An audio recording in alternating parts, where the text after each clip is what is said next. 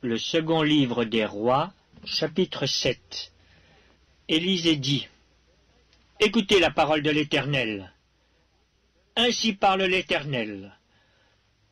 Demain, à 7 heures, on aura une mesure de fleur de farine pour un sicle et 2 mesures d'orge pour un sicle à la porte de Samarie.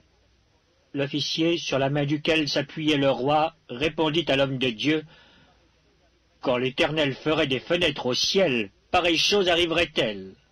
Et Élisée dit: Tu le verras de tes yeux, mais tu n'en mangeras point. Il y avait à l'entrée de la porte 4 lépreux qui se dirent l'un à l'autre: Quoi? Resterons-nous ici jusqu'à ce que nous mourions? Si nous songeons à entrer dans la ville, la famine est dans la ville, et nous y mourrons. Et si nous restons ici, nous mourrons également. Allons nous jeter dans le camp des Syriens. Et s'ils nous laissent vivre, nous vivrons. Et s'ils nous font mourir, nous mourrons. Ils partirent donc au crépuscule pour se rendre au camp des Syriens. Et lorsqu'ils furent arrivés à l'entrée du camp des Syriens, voici, il n'y avait personne.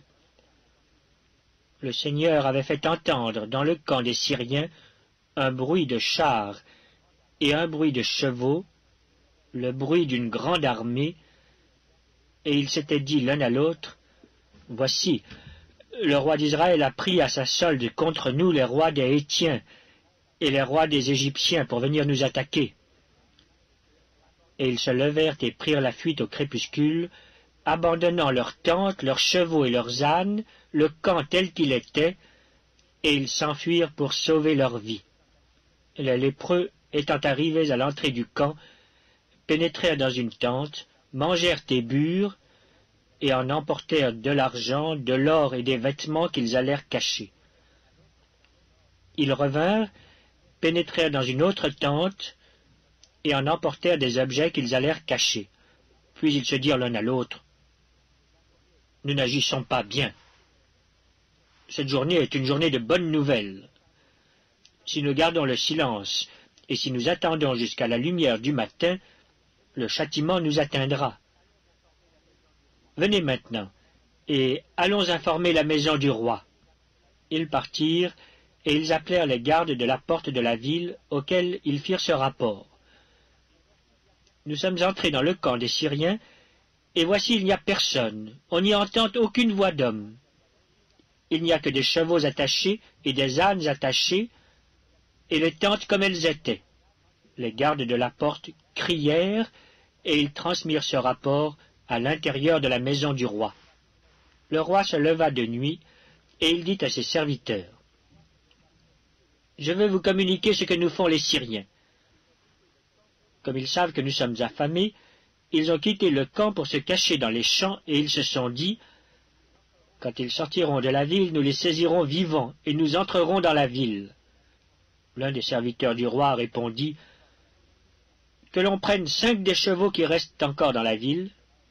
Ils sont comme toute la multitude d'Israël qui est restée. Ils sont comme toute la multitude d'Israël qui dépérit. Et envoyons voir ce qui se passe.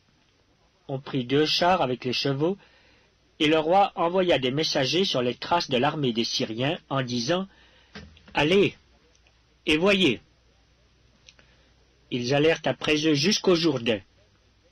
Et voici, toute la route était pleine de vêtements et d'objets que les Syriens avaient jetés dans leur précipitation. Les messagers revinrent et le rapportèrent au roi. Le peuple sortit et pilla le camp des Syriens.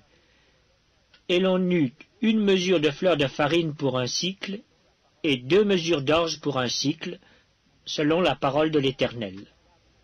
Le roi avait remis la garde de la porte à l'officier sur la main duquel il s'appuyait. Mais cet officier fut écrasé à la porte par le peuple, et il mourut, selon la parole qu'avait prononcée l'homme de Dieu quand le roi était descendu vers lui.